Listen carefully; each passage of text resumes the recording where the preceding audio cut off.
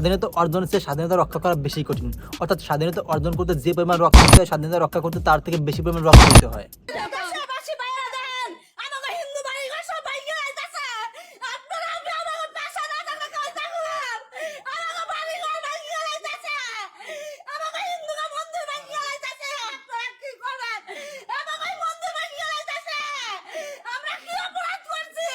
এইটা হচ্ছে আমাদের স্বাধীন দেশের নমুনা।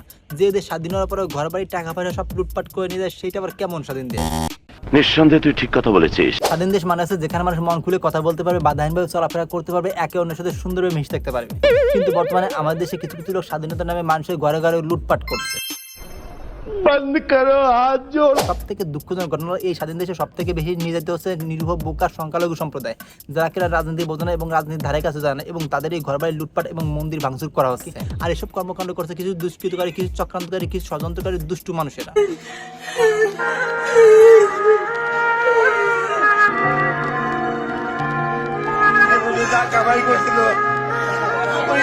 দেখেন দুষ্কৃতিকারীরা কিভাবে সংখ্যালঘুদের ঘরবাড়ি ভেঙে সাফ করে দিয়েছে। তারা কি এই কাজটা মোটেও ভালো করেছে? কখনোই না। একটা স্বাধীন দেশে এই ধরনের কর্মকাণ্ড মোটেই অ্যাকসেপ্টেবল না। ঠিক বলেছো। আমাদের ছাত্ররা আসছে আজকে আমাদের বাড়িতে, আসা সবকিছু দেখতেছে।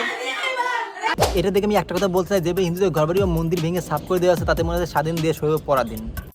তবে বাদ দেন এসব কথা। কিছু কিছু দৃশ্য দেখে আমারও ভালো লাগছে যে সংখ্যালঘুদের ঘরবাড়ি পাহারা দেওয়ার জন্য বিভিন্ন শিক্ষার্থীরা বিভিন্ন দায়িত্ব গ্রহণ করছে। চলমান পরিস্থিতিকে ব্যবহার করে কোনো দুষ্কৃতকারী সুযোগ সন্ধানী যেন আমাদের হিন্দু ভাইদের মন্দির বাসাবাড়ি হিন্দু ভাইদের উপর আক্রমণ করতে না পারে, এই জন্য সবাই সজাগ দৃষ্টি রাখবেন। হ্যাঁ, ঠিক এইভাবে একটা স্বাধীন দেশ গড়তে হলে হিন্দু, মুসলিম, বৌদ্ধ, খ্রিস্টান সবাই সবার সাথে কাঁধে কাঁধ মিলে চলতে হবে এবং সবাই সবার বিপদে এগিয়ে আসতে হবে। তাহলেই স্বাধীনতার সঠিক বাস্তবায়ন হবে। নিঃসন্দেহে তুই ঠিক কথা বলেছিস।